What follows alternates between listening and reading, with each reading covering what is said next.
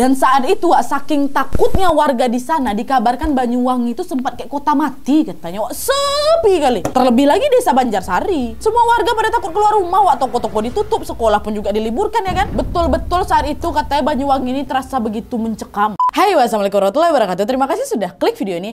Oke Wak, jadi di malam minggu ini seperti biasa lagi aku akan membawa kisah kriminal yang berasal dari dalam negeri, tepatnya di Banyuwangi, Jawa Timur Wak. Dimana 35 tahun yang lalu, tepatnya pada tahun 1987, kalian tahu nggak kalau sebenarnya pernah terjadi penghilangan nyawa secara massal yang sangat meresahkan warga Banyuwangi dan sampai sekarang pun masih sangat sekali membekas di pikiran mereka. Aku yakin kali buat Wawa yang asli orang Banyuwangi atau pernah tinggal di Banyuwangi pada tahun 80-an itu pasti udah ngerti kali betapa mencekamnya hari itu. Banyak kali korban jiwa yang kehilangan nyawanya akibat kebrutalan seorang warga yang gelap mata dengan cara menyerang orang-orang yang dia temui menggunakan senjata tajam dikarenakan hal yang sangat sepele kali Wak. Dan sebelum aku masuk ke kisahnya, aku mau disclaimer dulu Wak. Sebelumnya aku mau minta maaf kalau nanti ada informasi yang kurang jelas atau kurang tepat, karena informasi-informasi yang aku dapat untuk video ini aku dapatkan dari berbagai sumber yang aku baca di artikel internet aja Wak. Mengingat ini kejadian udah lama kali, dan kalau misalnya kalian ingin menambahkan informasi-informasi seputar kejadian di Banyuwangi ini, boleh kali kalian tambahin di kolom komentar di bawah ya. Sekarang barulah kita masuk ke kolom komentar di bawah pula. Barulah sekarang kita masuk ke videonya ya. Cekedot.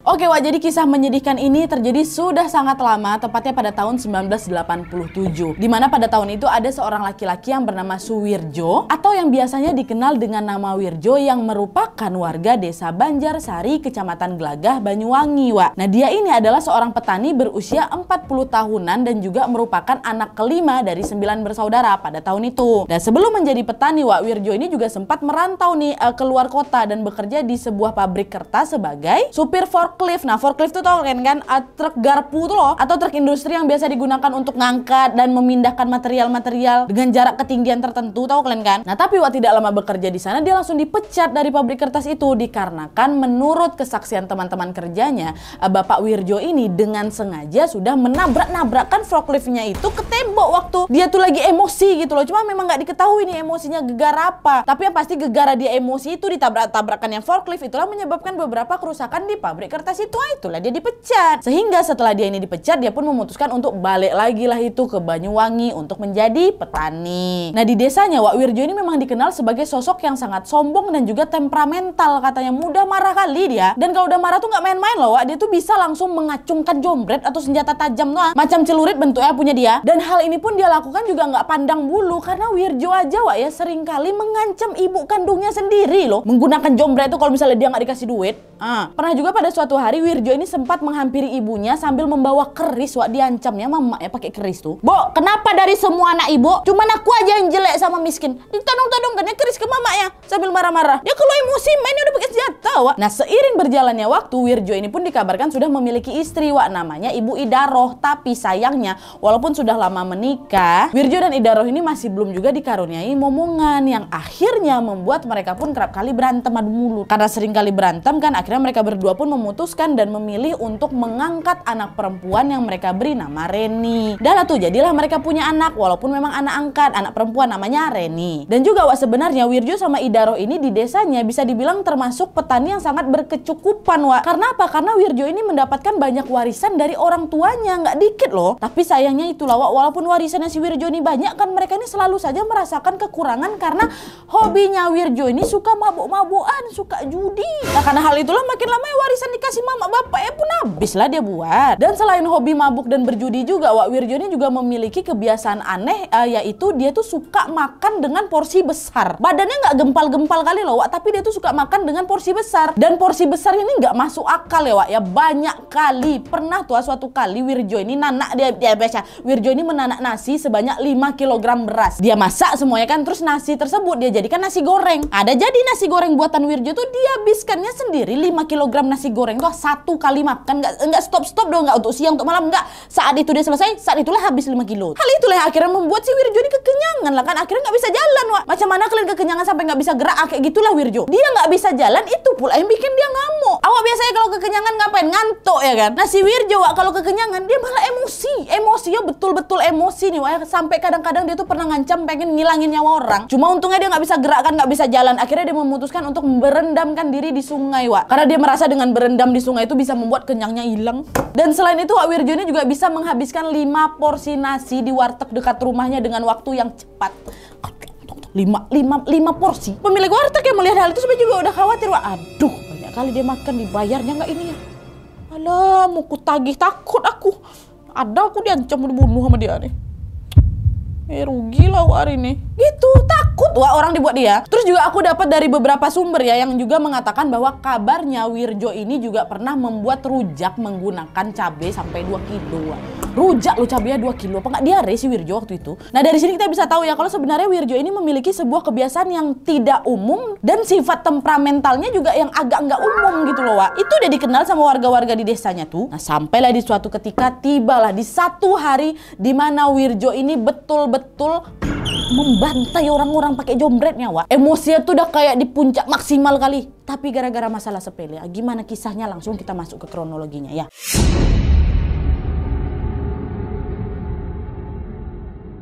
Nah jadi Wak ceritanya pada tanggal 13 April tahun 1987, tepatnya 2 hari sebelum kejadian penghilangan nyawa ini terjadi, pamannya Wirjo yang bernama Bapak Sutejo sempat melihat keponakannya tersebut sedang mengasah jombretnya. Asah gitu kan. Pak Sutejo nanya, tumben kau ngasah jombret Wir, buat apa? Katanya. Ah biasa paman, buat jaga diri katanya.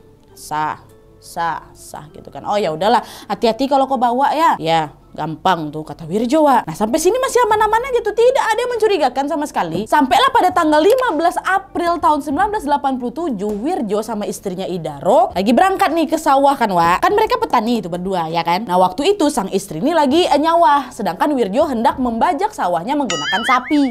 Sapi kenapa kok kayak gini nih kan ayam. Ya pokoknya dia pengen bajak sawahnya pakai sapi.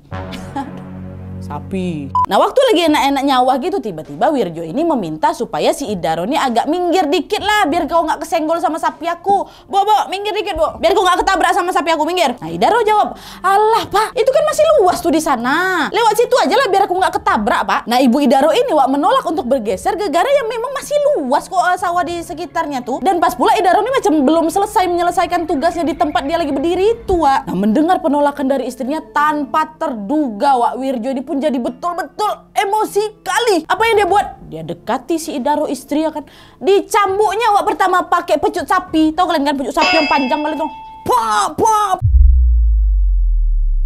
Pak dipecut berkali-kali. Idaro sampai terjatuh lah kan, badannya sampai luka-luka Wak gara-gara pecut sapi itu. Bapak ada apa nih Pak? Maafin Pak. Untungnya dia berhasil kabur tuh dari kemarahan sang suami ini. Bapak jangan sakiti aku, udah gila Bapak. Akhirnya dia lari, untung dia berhasil Wak. Dia pergi nih menuju ke rumah orang tuanya. Nah melihat istrinya kabur, Wirjo pun merasa masih belum puas nih melepaskan amarahnya. Dia pun langsung lah Wak bergegas nih balik lagi ke rumah dia tapi untuk mengambil jombretnya. Untuk ngambil jombret dan menghabisi istrinya yang ada di rumah. Karena waktu itu dia pikir Idaro itu melarikan dirinya ke rumah. Udah lari nih kan, udah emosi kali nih. Kawas kok ya di rumah kok ya. Nah sampai di rumah diambillah itu jombretnya kan. Nah ketika itu Wirjo pun menyadari bahwa istri aku nggak ada di rumah ini rupanya. Wawas kok ya, dapat kok aku buat Idaro, tunggu kau. Keluar dia dari rumah Wak. Nah waktu keluar dia langsung melihat Reni, anak angkat dia, masih ingat kan. Nah anak angkatnya si Reni ini lagi main sama kawannya namanya Arbayah. Ya, lagi main tuh berdua. Nah melihat hal itu seakan gelap mata Wirjo ini Wak. Dia langsung ngayunkan jombretnya tuh ke arah si Reni, anaknya tuh.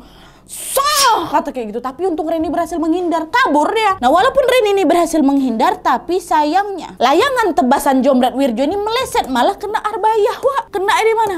Tepat di lehernya. Pak.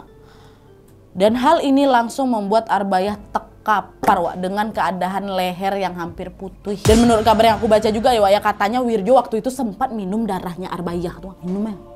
Untuk apa? Dengar dulu sampai habis. Udah tuh. Udah tewas seketika kan Arbayah kan. Nggak berhenti Wirjo Wak, tidak. Setelah dia menghabisi nyawanya Arbayah, Wirjo kemudian langsung nih menuju ke rumah tetangganya. Pergi dia ke rumah tetangganya, dia buka dobrak, prang, gitu kan, langsung dihabiskannya nyawa tetangganya Wak, yang merupakan pasangan suami istri udah tuh ada lanjut usia tuh. Pakai jombretnya lagi yang sah kata gitu. Ya Allah, mati di tempat orang tua berdua tuh. Nah terus Wak nggak berhenti sampai di situ lagi. Menurut beberapa saksi, Wak Wirjo ini juga sempat terlihat menghampiri para petani, beberapa petani yang sedang berada di sawah.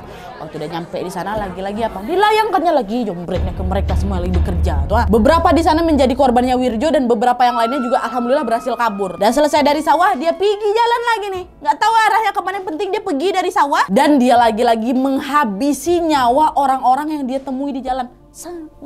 Tebas-tebasnya itu Wak jombretnya tuh. Dan pada saat itulah Wak baru ada seorang tetangga Wirjo yang memang berprofesi sebagai hansip bernama Pak Sakur. Pak Sakur ini menyampaikan kepada semua warga tentang kejadian, "Wah, Wirjo ngamuk," katanya. Nah warga lain yang mengetahui kalau Wirjo ini lagi mengamuk, Wak, mereka pun langsung ketakutan lah. Ada yang nutup rumah, nutup toko, dan bahkan pada saat itu beberapa sekolah Wak sama guru-gurunya, siswanya dipulangkan lebih awal.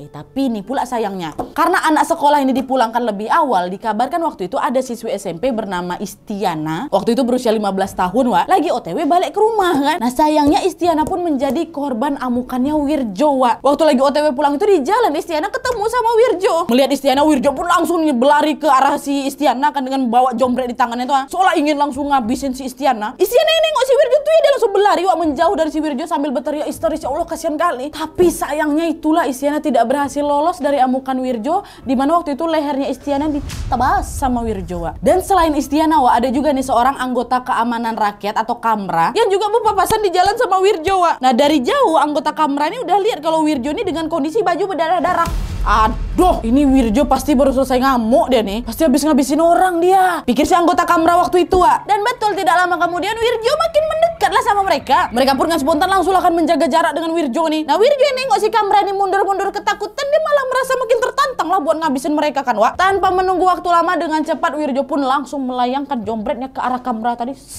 untuk menebas lehernya Kamra itu kan. Tapi untungnya si anggota Kamra ini berhasil menghindar Wak, dengan posisi agak menepis gini Wak. Nah di situ walaupun berhasil menghindar, dua jari anggota Kamra ini putus seketika gara-gara kena jombretan si Wirjo tuh. Tapi alhamdulillah dia berhasil pula lari itu dan mencari bantuan. Nah Wirjo yang melihat anggota Kamra itu kabur, nggak ada pikiran buat ngejar mereka Wak, ataupun kabur menyembunyikan diri, nggak ada. Yang ada dia masih ngamuk lagi dan mencoba mencari korban yang lain.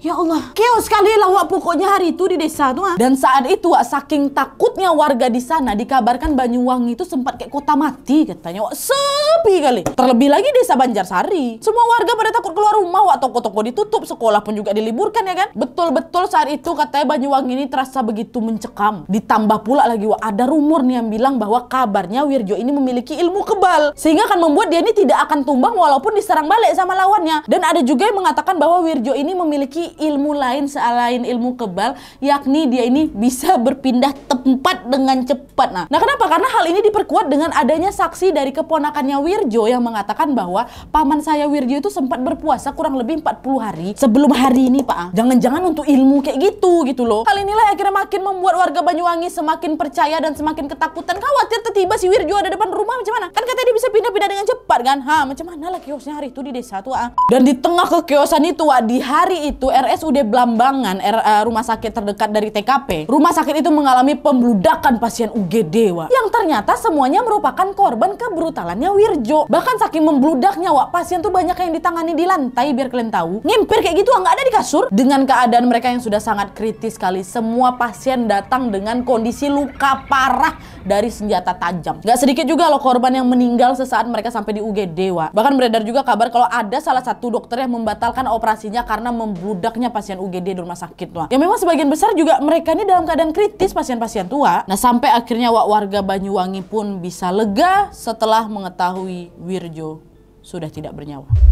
Kok bisa? Siapa yang bisa mengalahkan dia? Nat katanya kan dia punya ilmu kebal. Dengar.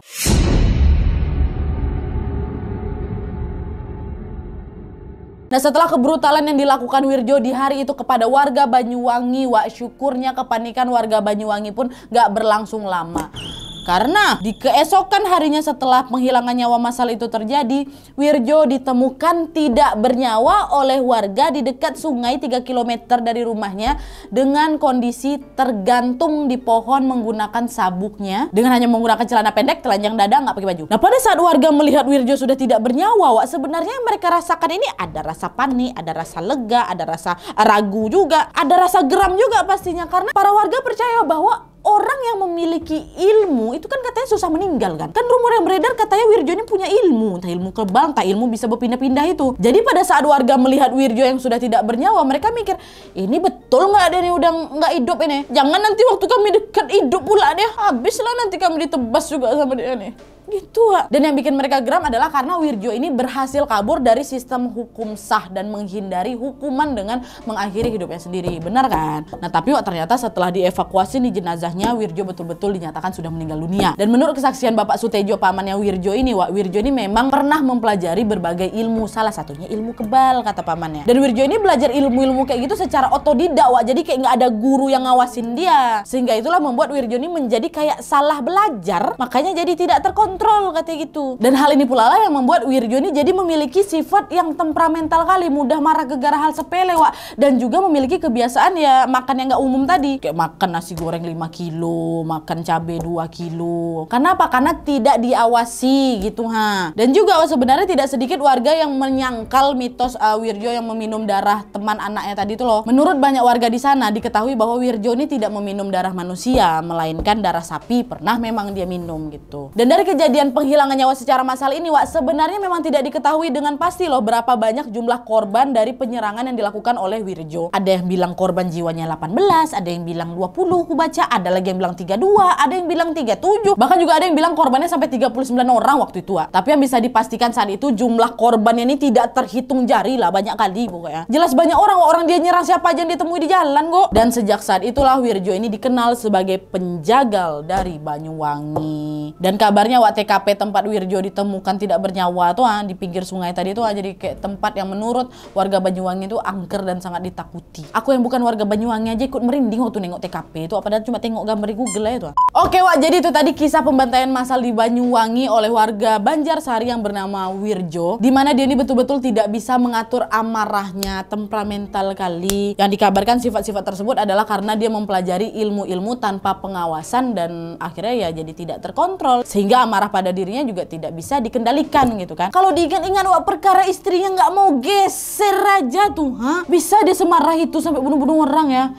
Aduh. Dan di sini juga jangan lupa aku pengen ngajak kalian untuk sama-sama yuk kita doain para korban pembantaian Banyuwangi tahun 87 gegara Wirjo ini. Semoga mereka semua husnul khotimah dan juga semua keluarga yang ditinggalkan diberikan kesabaran dan juga kesehatan dari Allah Subhanahu wa taala. Amin ya rabbal alamin. Dan buat kalian warga Banyuwangi yang mungkin juga nonton video aku, tolong dong tambahin kisah apa yang kalian tahu soal Wirjo di kolom komentar di bawah ya. Sejauh ini cuma sampai ini aja informasi yang kami dapat dari research di artikel internet, dan tulis juga pendapat kalian soal kasus ini di kolom komentar di bawah. Oke jadi sekian dulu videonya, terima kasih banyak yang sudah menonton. Kalau kalian suka video ini, klik like-nya, jangan lupa komen di bawah untuk ide dan saran-saran untuk video selanjutnya. Jangan lupa nyalain notifikasinya supaya kalian tahu kalau aku upload video baru. And as always, jangan lupa untuk klik tombol subscribe supaya kalian sama-sama tahu informasi menarik dan menegangkan dari channel I.